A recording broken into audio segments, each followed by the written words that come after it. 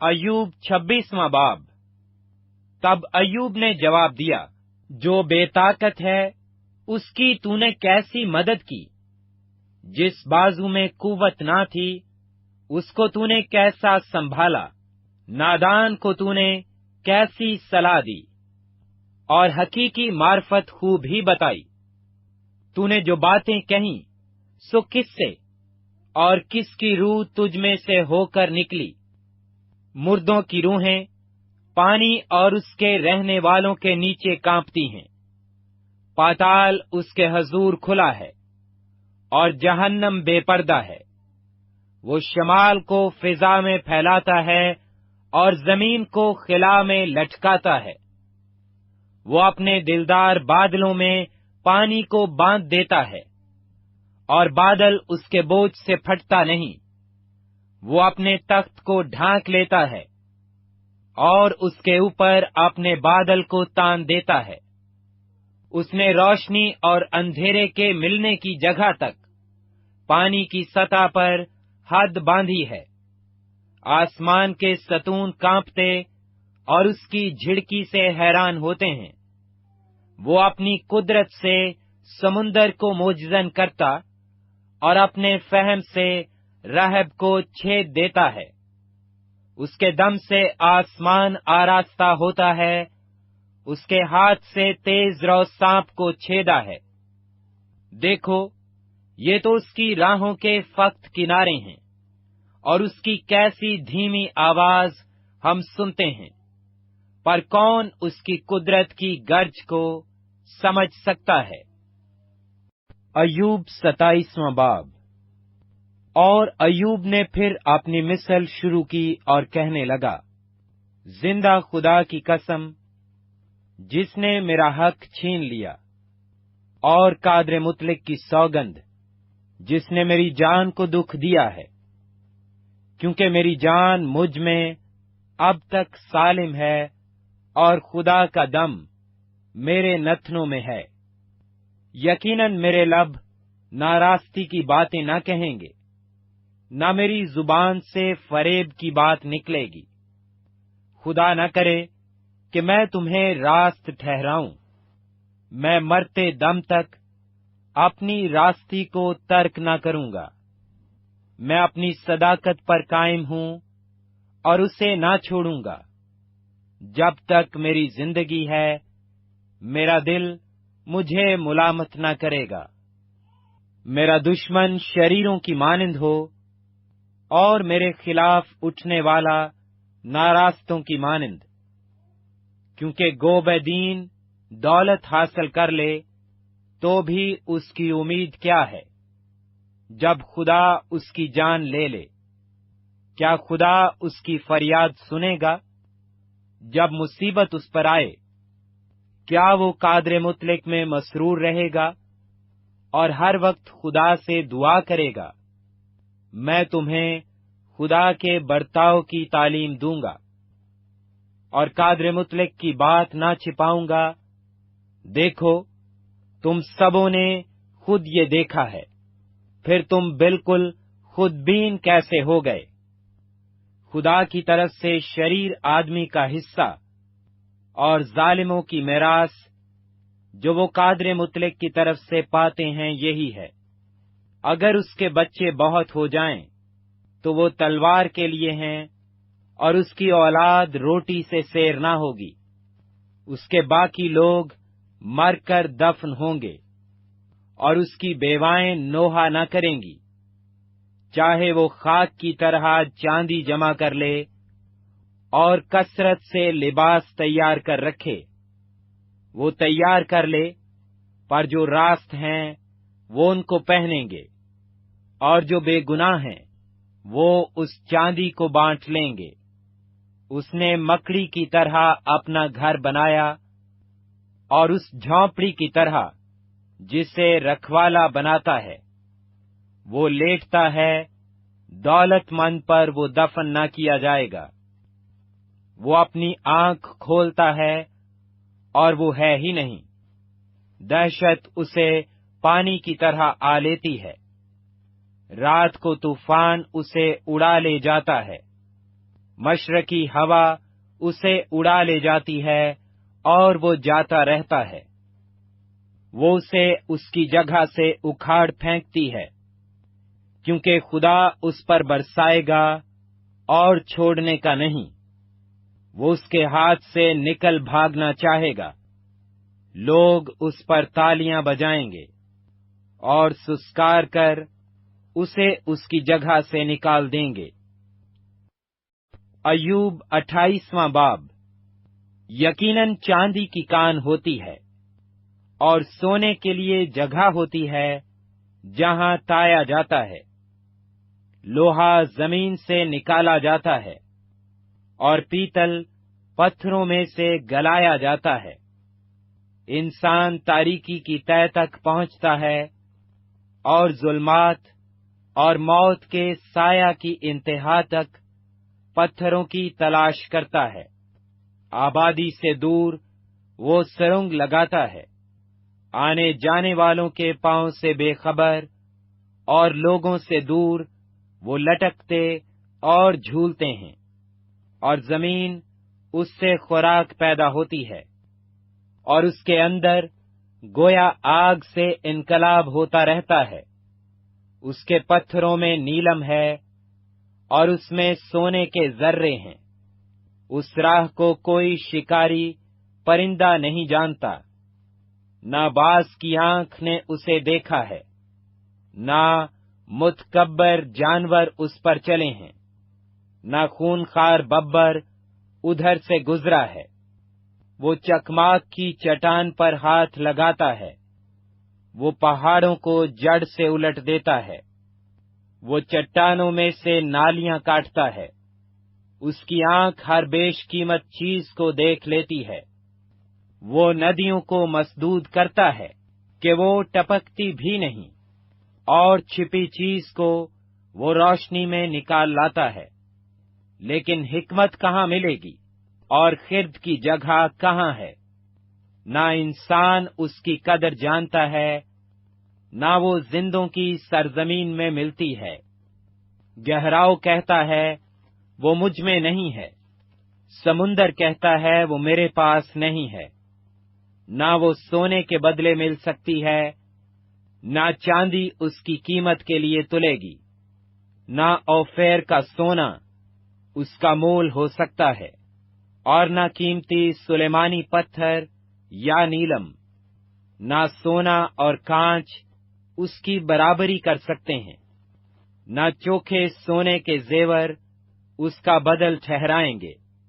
مونگے اور بلور کا نام بھی نہیں لیا جائے گا، بلکہ حکمت کی قیمت مرجان سے بڑھ کر ہے۔ نہ کوش کا پکھراج اس کے برابر ٹھہرے گا، نہ چوکھا سونا اس کا مول ہوگا۔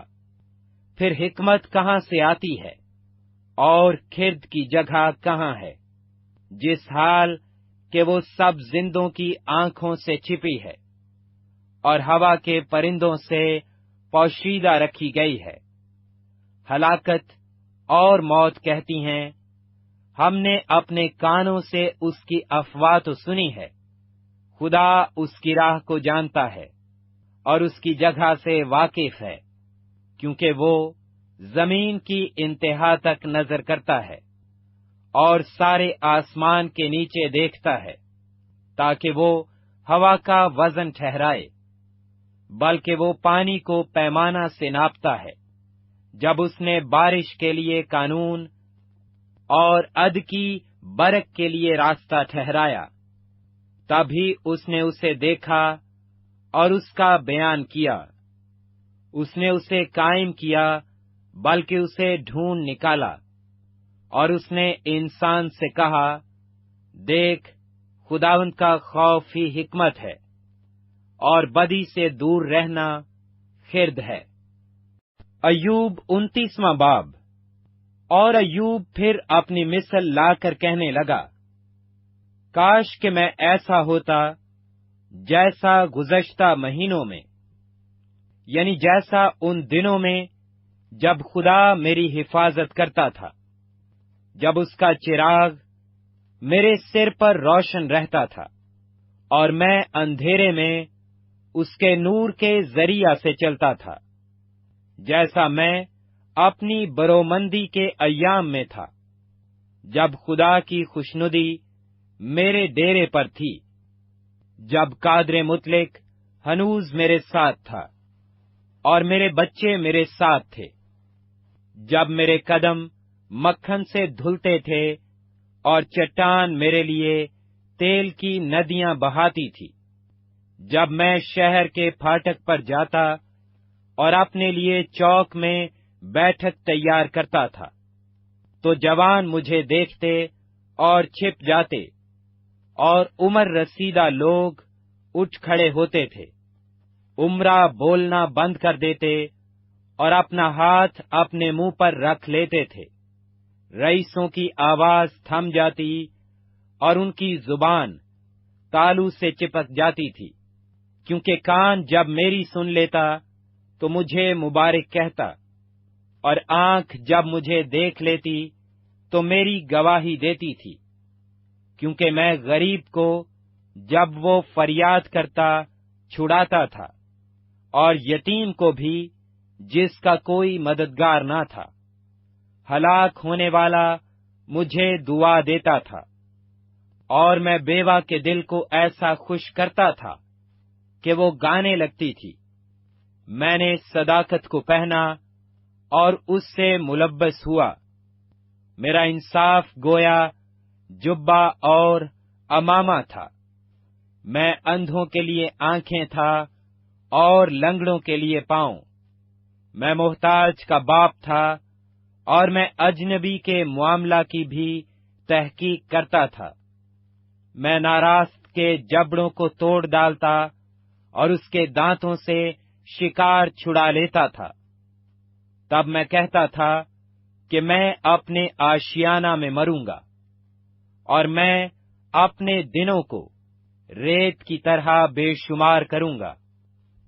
میری جڑیں پانی تک پھیل گئی ہیں، اور رات بھر اوس میری شاخوں پر رہتی ہے۔ میری شوکت مجھ میں تازہ ہے، اور میری کمان میرے ہاتھ میں نئی کی جاتی ہے۔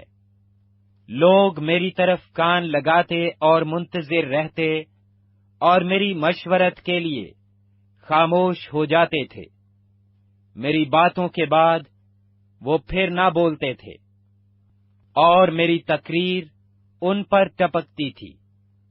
وہ میرا ایسا انتظار کرتے تھے جیسا بارش کا، اور اپنا منہ ایسا پسارتے تھے جیسے پچھلے می کے لیے۔ جب وہ مایوس ہوتے تھے تو میں ان پر مسکراتا تھا، اور میرے چہرہ کی بشاشت کو انہوں نے کبھی نہ بگاڑا۔ میں ان کی راہ کو چنتا اور سرداروں کی طرح بیٹھتا، اور ایسے رہتا تھا جیسے فوج میں بادشاہ، اور جیسے وہ جو غمزدوں کو تسلی دیتا ہے۔ ایوب 30واں باب۔ پر اب تو وہ جو مجھ سے کم عمر ہیں میرا تمسخر کرتے ہیں، جن کے باپ دادا کو اپنے گلہ کے کتوں کے ساتھ رکھنا بھی مجھے ناگوار تھا، بلکہ ان کے ہاتھوں کی قوت مجھے کس بات کا فائدہ پہنچائے گی؟ وہ ایسے آدمی ہیں جن کی جوانی کا زور زائل ہو گیا، وہ افلاس اور قحط کے مارے دبلے ہو گئے ہیں۔ وہ ویرانی اور سنسانی کی تاریکی میں خاک چاٹتے ہیں، وہ جھاڑیوں کے پاس لونئے کا ساگ توڑتے ہیں، اور جھاؤ کی جڑیں ان کی خوراک ہے۔ وہ لوگوں کے درمیان رینگتے گئے ہیں، لوگ ان کے پیچھے ایسے چلاتے ہیں جیسے چور کے پیچھے۔ ان کو وادیوں کے شگوفوں میں اور غاروں اور زمین کے بھٹوں میں رہنا پڑتا ہے۔ وہ جھاڑیوں کے درمیان رینگتے اور جنکاڑوں کے درمیان اور جنکاڑوں کے نیچے اکٹھے پڑے رہتے ہیں۔ وہ احمقوں بلکہ کمینوں کی اولاد ہیں، وہ ملک سے مار مار کر نکالے گئے تھے، اور اب میں ان کا گیت بنا ہوں، بلکہ ان کے لیے ضرب المثل ہوں۔ وہ مجھ سے گھن کھاتے، وہ مجھ سے دور کھڑے ہوتے، اور میرے منہ پر تھوکنے سے باز نہیں رہتے ہیں، کیونکہ خدا نے میرا چلہ ڈھیلا کر دیا اور مجھ پر آفت بھیجی، اس لیے وہ میرے سامنے بے لگام ہو گئے ہیں۔ میرے داہنے ہاتھ پر لوگوں کا ہجوم اٹھتا ہے، وہ میرے پاؤں کو ایک طرف سرکا دیتے ہیں اور میرے خلاف اپنی مہلک راہیں نکالتے ہیں۔ ایسے لوگ بھی جن کا کوئی مددگار نہیں، میرے راستہ کو بگاڑتے اور میری مصیبت کو بڑھاتے ہیں۔ وہ گویا بڑے رکھنامے سے ہو کر آتے ہیں اور تباہی میں مجھ پر ٹوٹ پڑتے ہیں۔ دہشت مجھ پر طاری ہوگی، وہ ہوا کی طرح میری آبرو کو اڑاتی ہے۔ میری عافیت بادل کی طرح جاتی رہی، اب تو میری جان میرے اندر گداز ہو گئی۔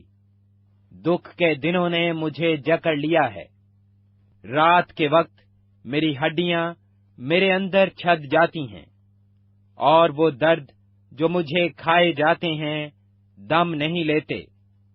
میرے مرض کی شدت سے میری پوشاک بدنما ہو گئی، وہ میرے پیرہن کے گریبان کی طرح مجھ سے لپٹی ہوئی ہے۔ اس نے مجھے کیچڑ میں دھکیل دیا ہے، میں خاک اور راکھ کی مانند ہو گیا ہوں۔ میں تجھ سے فریاد کرتا ہوں اور تو مجھے جواب نہیں دیتا۔ میں کھڑا ہوتا ہوں اور تو مجھے گھورنے لگتا ہے۔ تو بدل کر مجھ پر بے رحم ہو گیا ہے، اپنے بازو کے زور سے تو مجھے ستاتا ہے۔ تو مجھے اوپر اٹھا کر ہوا پر سوار کرتا ہے اور مجھے آندھی میں گھلا دیتا ہے، کیونکہ میں جانتا ہوں کہ تو مجھے موت تک پہنچائے گا اور اس گھر تک جو سب زندوں کے لیے مقرر ہے۔ تو ابھی کیا تباہی کے وقت کوئی اپنا ہاتھ نہ بڑھائے گا اور مصیبت میں فریاد نہ کرے گا؟ کیا میں درد مند کے لیے روتا نہ تھا؟ کیا میری جان محتاج کے لیے ازردہ نہ ہوتی تھی؟ جب میں بھلائی کا منتظر تھا تو برائی پیش آئی، جب میں روشنی کے لیے ٹھہرا تھا تو تاریکی آئی۔ میری انتڑیاں ابل رہی ہیں اور آرام نہیں پاتی، مجھ پر مصیبت کے دن آ پڑے ہیں، میں بغیر دھوپ کے کالا ہو گیا ہوں۔ میں مجمع میں کھڑا ہو کر مدد کے لیے دہائی دیتا ہوں۔ میں گیدڑوں کا بھائی اور شتر مرغوں کا ساتھی ہوں۔ میری کھال کالی ہو کر مجھ پر سے گرتی جاتی ہے اور میری ہڈیاں حرارت سے جل گئیں، اسی لیے میری ستار سے ماتم اور میری بانسلی سے رونے کی آواز نکلتی ہے۔